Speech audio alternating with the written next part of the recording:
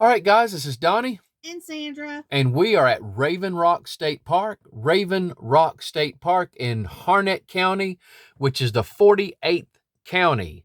The 48th county out of the 100 counties that we are attempting to stay in North Carolina. And this is a look out the dinette. There's some campers over there. We're losing daylight. They didn't allow us to arrive until 3. And then when we got here, somebody was in our spot. Yeah. They made a mistake. The person that was actually, they were supposed to be here. They just got in the wrong spot. Yeah.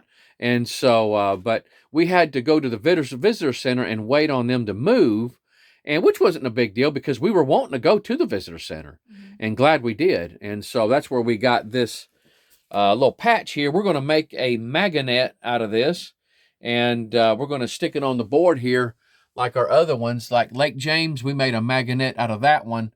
And but usually we'll try to, and they had some cool stuff, but Lake James does not have RV sites. But I think they'd have just regular primitive camping. And so, but we were there, we visited while we were, I think we were headed towards Hot Springs or something like that. No, it was Mama Gertie's. Was it Mama Gertie's? I don't know why I thought we stopped at Lake James while we were going to Hot Springs. No, we stopped in. Mama Gertie's. Okay. Anyway, we stopped there a couple times in the RV. Times, yeah.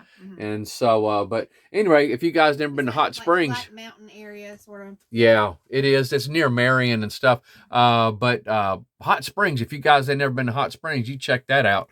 Any rate, Harnett County is right there. Harnett County is right there, the 48th county. And we're actually visiting 3 counties on this trip here. But Harnett County, let's share some fun facts with this. Harnett County is 601 square miles.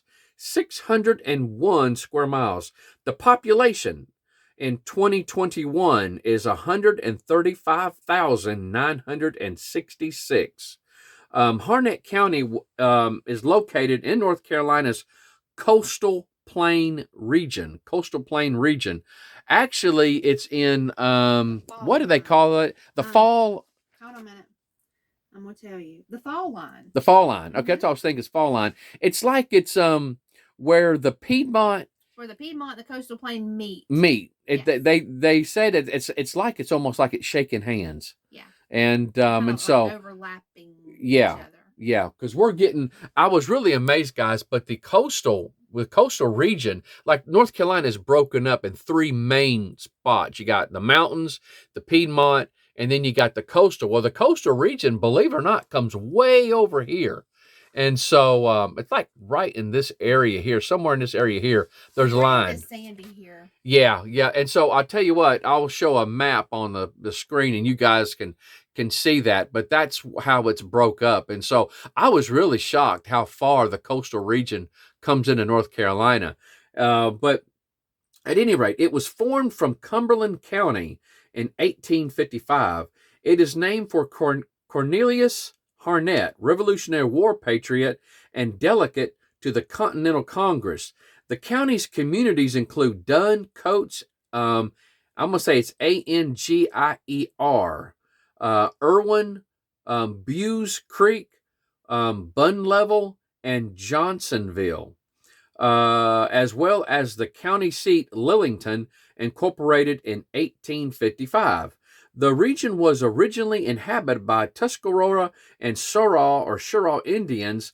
Among the earliest European settlers in Harnett County were Scottish immigrants, many whom left their homeland after the 1745 Jacobite Rebellion. Forced to vow that they would never again fight the British, many Scots who adopted a neutral stance during the Revolutionary War were executed as traitors by American patriots. Harnett County nevertheless maintained a large Scottish population. Gaelic was spoken in parts of the county well into the late 19th century. And even today, many families in the area can trace their ancestry back to those early Scots. Harnett County was the site of one of the last battles of the Civil War, a confrontation between Generals William T. Sherman and William J. Hardy at, I think it's Averasboro, Averasboro, Aversboro, near Irwin on the 15th through 17th, I'm going to say, of March 1865. Historical markers denote major events, and a museum interprets the battle. Important agricultural products include tobacco, cotton, sweet potatoes, soybeans, wheat, swine, and beef and dairy cattle. Let's see. Manufacturers include textiles, building materials, furniture, mobile homes, and athletic equipment. Raven Rock State Park, established in 1970, is one of the county's principal natural attractions, which we are there even as I speak. When did you say that battle was in March the 15th through the 17th? It's got on 15 through 17 MAR dot 1865. That's this week. Yeah.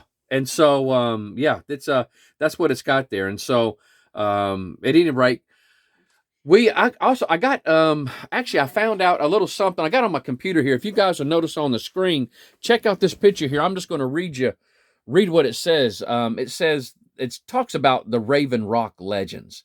The Raven Rock legends. Now, I do have an urban legend to share with you guys later. It's not dark enough. It's got to get a little darker to share the urban legend. You guys are really going to like this. But at any rate, the Raven Rock legends, and it's actually in their visitor centers, it says one Native American legend says that the rock was named after Raven, son of Hancock, a Tuscarora Indian chief. Raven was captured by another tribe and confined to a ledge high on the cliff.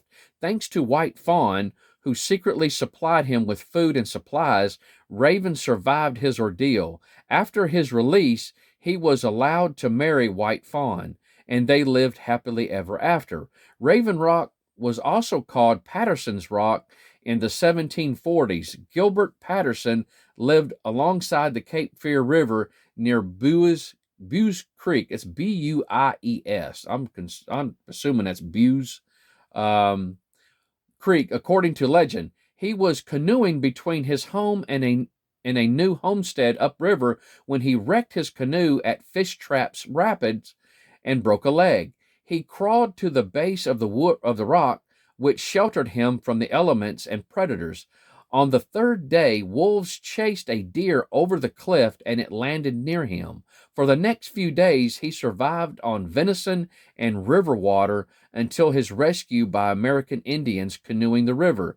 In the 1850s, during the construction of the Northington Lock and Dam, the rock became known as Raven Rock when ravens were observed roosting on the ledges. And so that is what I got from the visitor center. We didn't even know that was there. Sandra pointed that out to me. But guys, that's it. I will be sharing one heck of an urban legend that's got a lot of educational stuff in it. Sandra's going to learn about this one. I haven't told her nothing. Yeah. You don't know anything about it. And so it is quite interesting. And I will say this, I got to thinking about it, dealing with what we dealt with outside of the motorhome when we got here. That gives you a little indication of what it could be. And so there's a lot of gnats. There's a lot of gnats. Has to do with, let's just say, a larger than life insect. And so, but at any rate, guys, we're going to let you go and be looking for the urban legend for this area in Harnett County and be looking for the location review. And we'll tell you all about our stay here. But we're just staying just one night and then we are moving on. You guys take care. We love you. Bye-bye. Bye-bye.